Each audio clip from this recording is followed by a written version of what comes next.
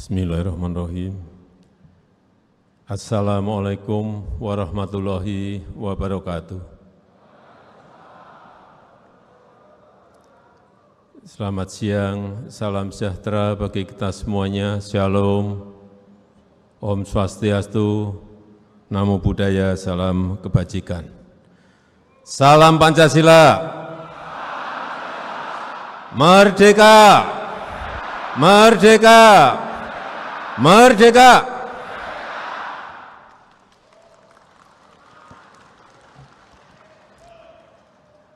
Yang saya hormati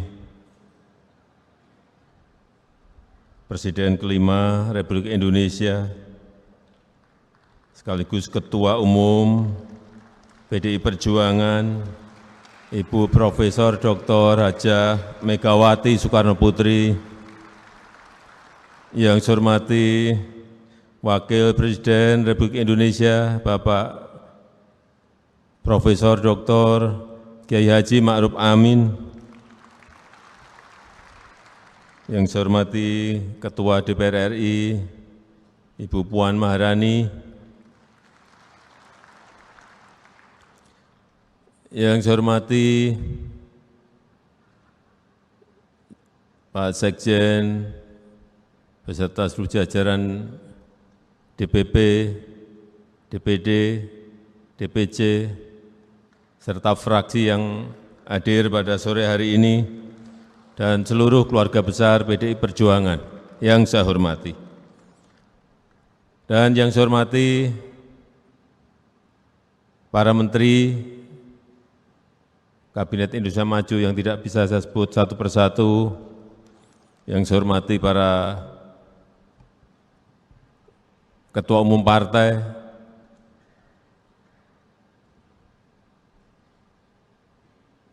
P3, Pak Mardiono,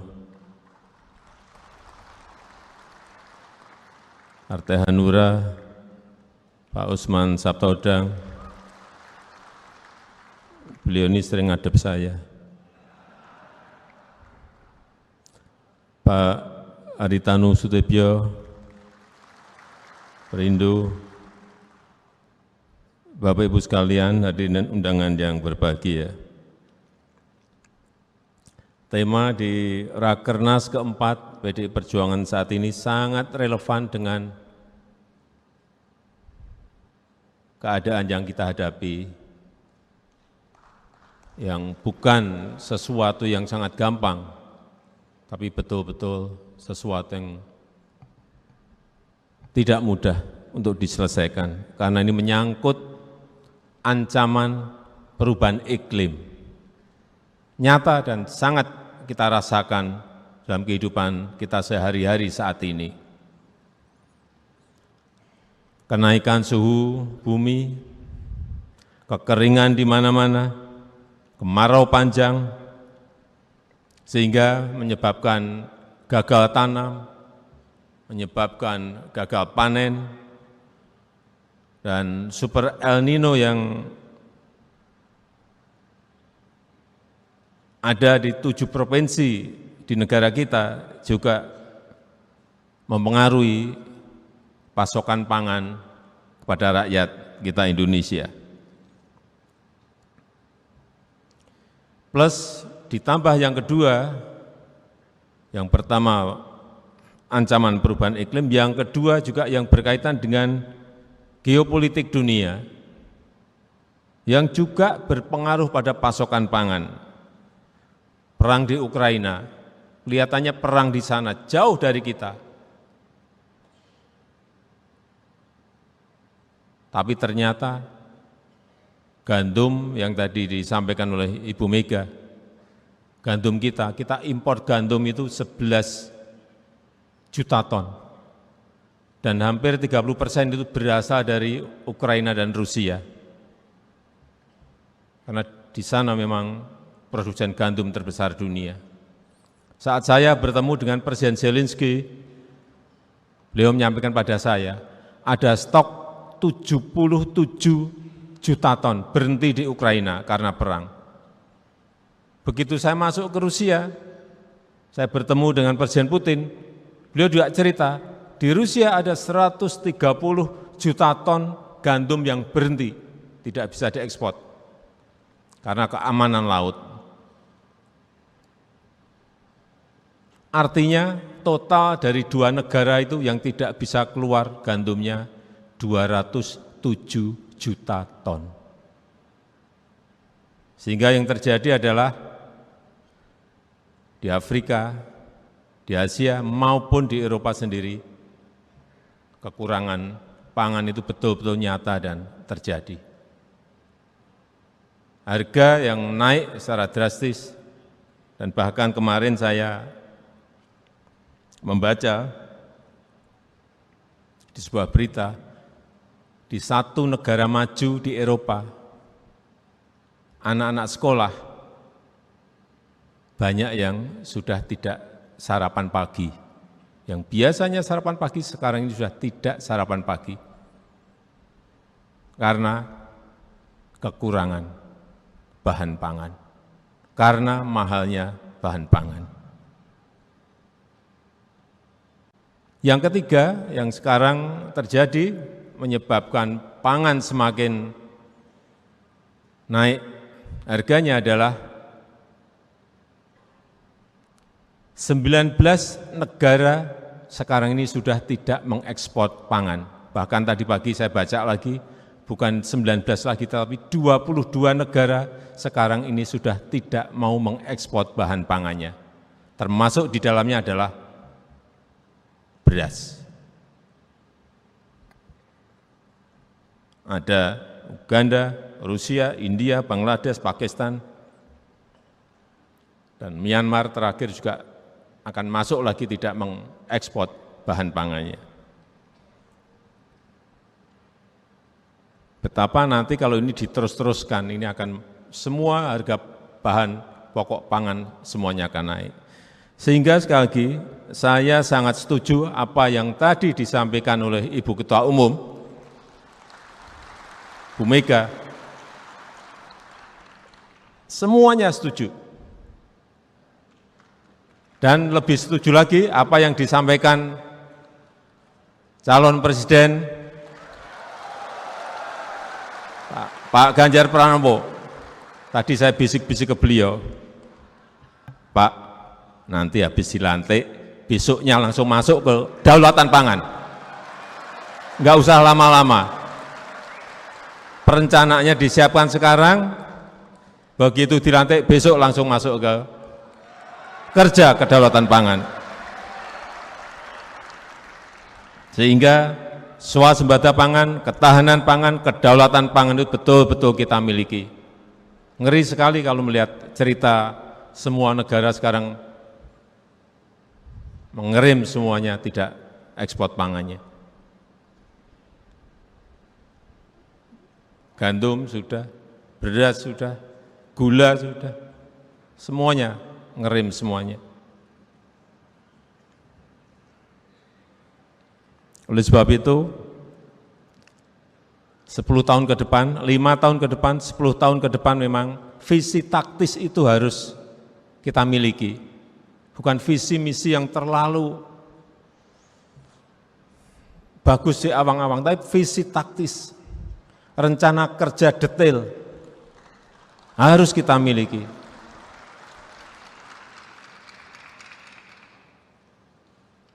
Dan saya yakin Pak Ganjar mampu menyelesaikan ini.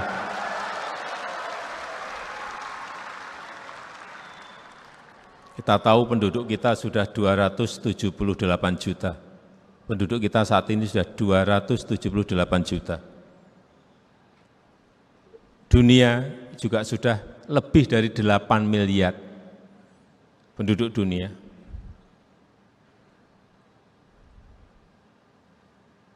Dan akan terus bertambah. Di tahun 2030 diperkirakan sudah mencapai 310.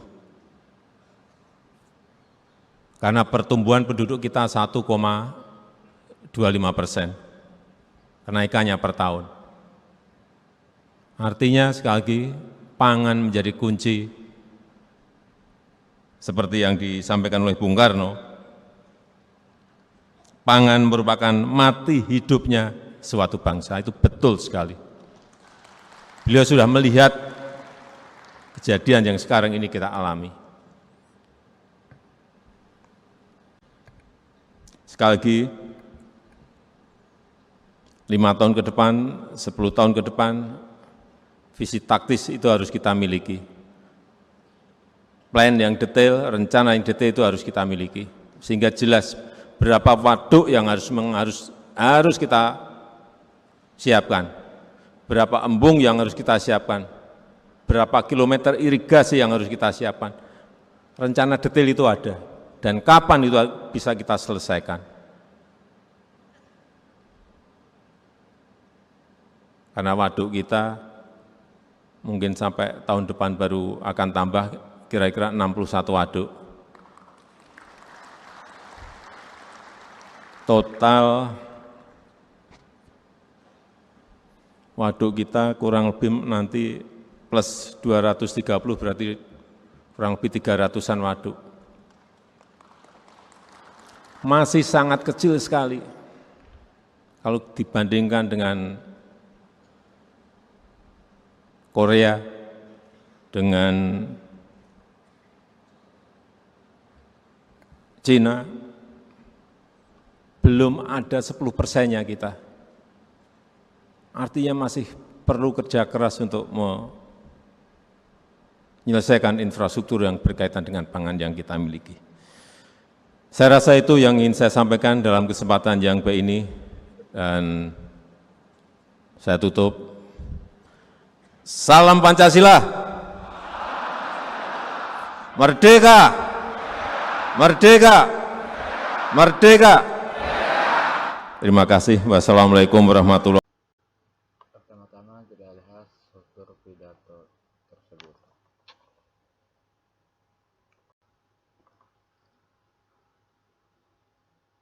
Penggunaan sapaan resmi dan pengamatan. Bismillahirrahmanirrahim. Assalamualaikum warahmatullahi wabarakatuh. Selamat siang, salam sejahtera bagi kita semuanya. Salam Om Swastiastu, Namo Buddhaya, salam kebijakan. Salam Pancasila, merdeka merdeka. Ini menunjukkan penghormatan terhadap audiens yang beragam. Dan selanjutnya pembicaraan secara sistematis yang menyebutkan nama-nama tokoh penting yang hadir, dimulai dari Presiden kelima Republik Indonesia hingga para ketua umum partai lain dan anggota kabinet. Penggunaan frasa yang saya hormati berulang kali menunjukkan frasa hormat dan etika berbahasa yang tinggi dalam konteks formal. Yang kedua,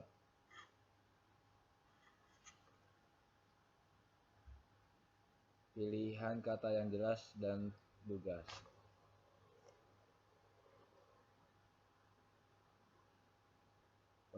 Pembicara yang menggunakan kosakata yang umum dan mudah dipahami oleh khalayak luas, menghindari jargon yang terlalu teknis. Kata-kata seperti ancaman dan perubahan iklim, atau gagal tanam, gagal panen, dan pasokan pangan adalah contoh penggunaan bahasa yang jelas dan langsung ke inti. Frasa seperti ini bukan sesuatu yang sangat mudah, tapi betul-betul sesuatu yang tidak mudah untuk diselesaikan dan menunjukkan penekanan dan penguatan bahwa masalah yang dihadapi adalah serius dan memerlukan perhatian khusus.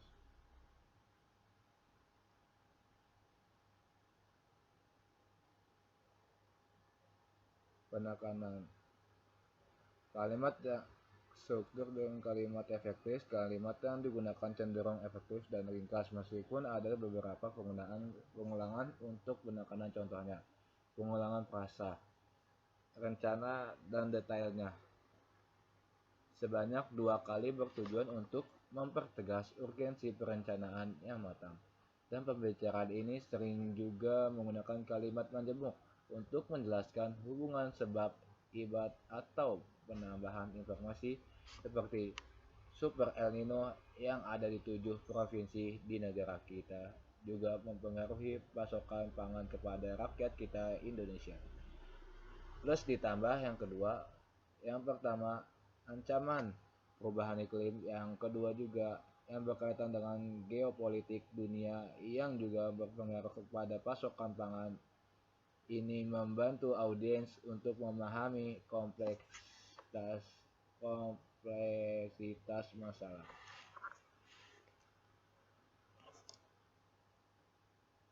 Penggunaan data dan fakta untuk argumentasi. Pidato ini diperkuat untuk penyajian data konkret mengenai populasi Indonesia sebanyak 278 juta yang diproyeksikan 310 juta pada 2030 dan pertumbuhan penduduk 1,25% per tahun. Data yang ini berfungsi untuk membangun argumen yang kuat mengenai urgensi ketahanan pangan perbandingan jumlah waduk dengan Korea dan Cina. Juga merupakan penggunaan data untuk menunjukkan kesenjangan dan perlunya tindakan. Penekanan dan pengulangan. Beberapa frase yang diulang untuk menekankan poin-poin penting. Contohnya, pengen menjadi kunci seperti disampaikan oleh Bung Karno. Pangan merupakan mati hidup suatu bangsa. Dan pengulangan ini memperkuat pesan dan membuatnya lebih mudah untuk diingat oleh audiens seruan merdeka. Yang diulang di awal dan di akhir pidato juga berfungsi sebagai penegasan semangat nasionalisme.